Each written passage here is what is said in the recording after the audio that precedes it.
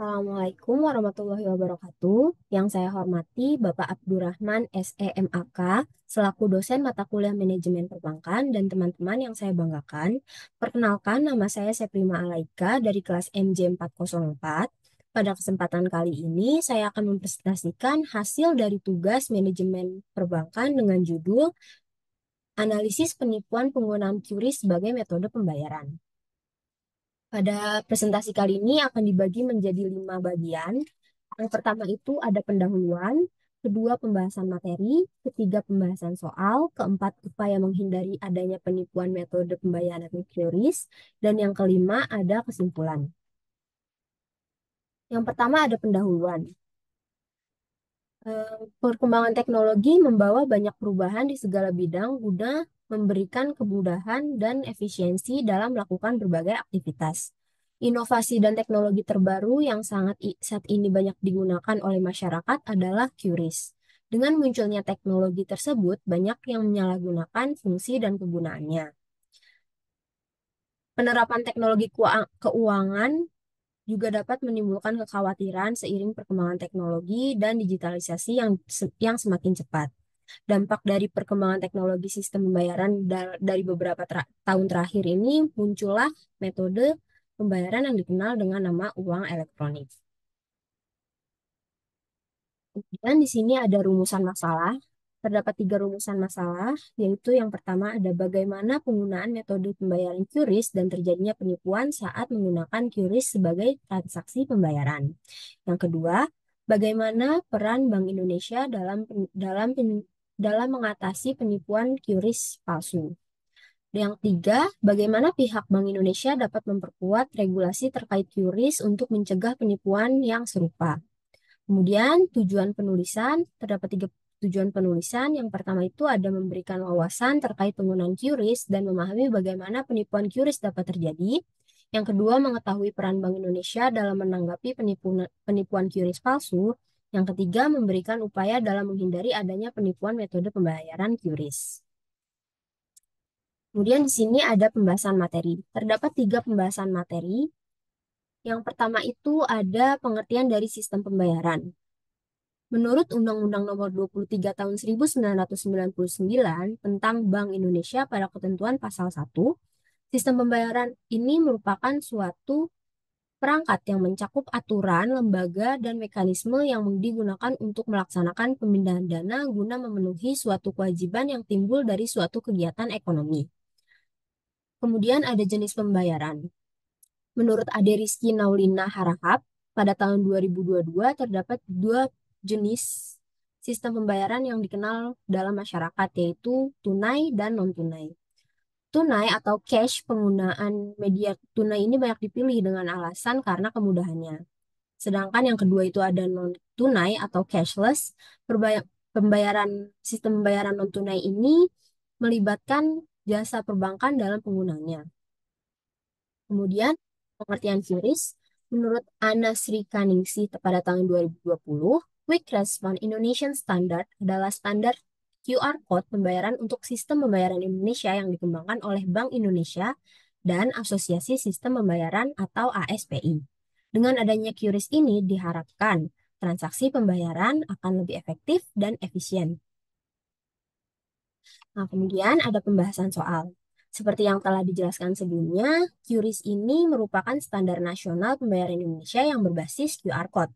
QRIS ini telah menjadi inovasi yang signifikan dalam transaksi pembayaran yang digemari oleh masyarakat. Sayangnya, terdapat sisi negatif, yaitu terdapat oknum yang tidak bertanggung jawab yang mencoba menjadikan hal ini sebagai kejahatan baru melalui berbagai penipuan QRIS. Kemudian ada penggunaan metode pembayaran QRIS.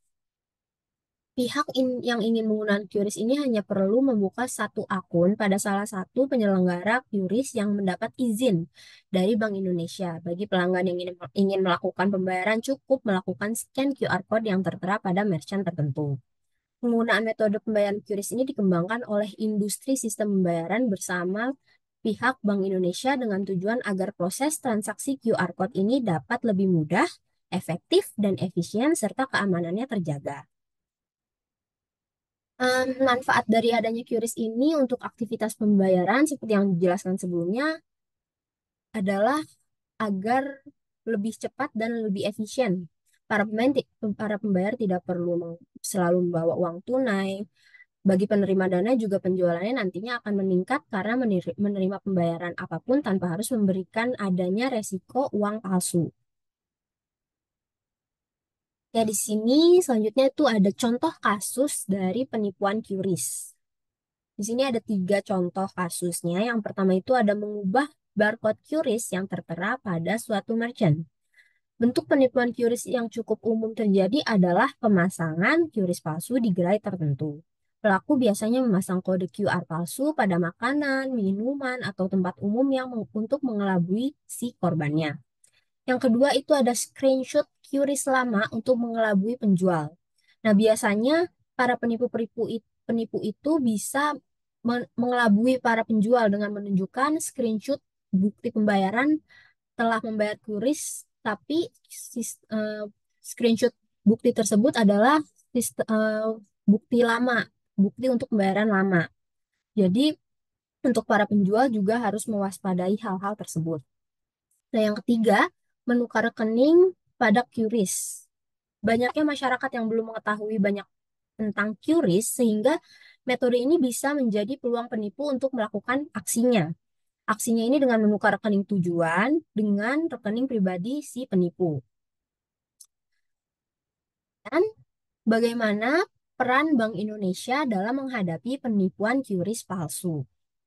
Pihak dari Bank Indonesia ini akan berkomitmen untuk melakukan edukasi atas maraknya penipuan stiker QRIS palsu yang semakin banyak memakan korban. Bank Indonesia ini mengharapkan dapat mengembangkan mekanisme yang lebih ketat dari sebelumnya guna mencegah adanya kasus yang terulang. Peran Bank Indonesia dalam menghadapi isu ini yaitu dengan melakukan peningkatan edukasi kepada masyarakat Indonesia guna mencegah penipuan QRIS yang terulang. Kemudian ada upaya menghindari adanya penipuan metode pembayaran QRIS. Yang pertama ini ada upaya bagi pengguna. Bagi pengguna itu yang pertama ada periksa dan verifikasi identitas penjual. Pastikan untuk melakukan verifikasi ke penjual sebelum mengonfirmasi pembayaran. Jangan memindai QR code dari sumber yang tidak dikenal ataupun mencurigakan. Setelah memindai QR code, pastikan nama merchant yang merchant itu muncul sesuai dengan pembayaran sesuai dengan pembayaran yang ingin kalian gunakan. Kemudian yang kedua ada gunakan aplikasi perbankan yang resmi atau terdaftar.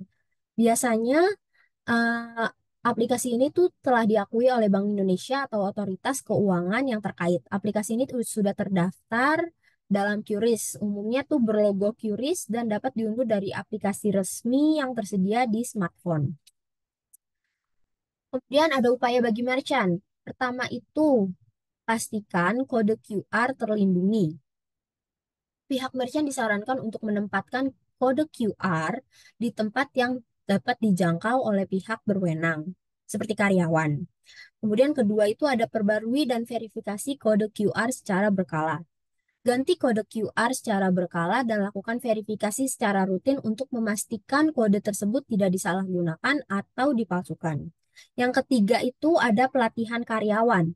Berikan pelatihan kepada karyawan tentang cara mengelola kode QR dan mengenali tanda-tanda penipuan. Ini termasuk memastikan karyawan memahami pentingnya menjaga kode QR agar tidak disalahgunakan. Kemudian ada upaya dari penyedia layanan QRIS. Yang pertama itu ada pemantauan transaksi. Lakukan pemantauan transaksi secara real time untuk mendeteksi aktivitas yang mencurigakan atau yang tidak biasa. Algoritma deteksi penipuan dapat membantu mengidentifikasi pola yang tidak biasa. Yang kedua itu kolaborasi dengan bank dan otoritas keuangan. Bekerja sama dengan bank dan otoritas keuangan ini untuk berbagi informasi mengenai ancaman keamanan terbaru dan tindakan pencegahan yang dapat diambil. Dan yang ketiga, ini ada edukasi pengguna.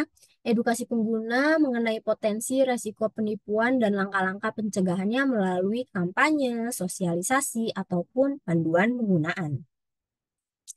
Baik, bagian terakhir yaitu kesimpulan. Kesimpulan dari presentasi kali ini adalah adanya penipuan metode pembayaran QRIS pada saat melakukan aktivitas pembayaran akan sangat merugikan bagi para pihak terkait. Untuk penipuan QRIS ini menjadi kekhawatiran utama bagi pihak Bank Indonesia. Maka dari itu, Bank Indonesia akan lebih memperketat regulasi dalam melakukan pendaftaran QRIS serta melakukan edukasi kepada masyarakat mengenai penggunaan QRIS. Baik, sekian dari saya, kurang lebihnya mohon maaf. Terima kasih. Wassalamualaikum warahmatullahi wabarakatuh.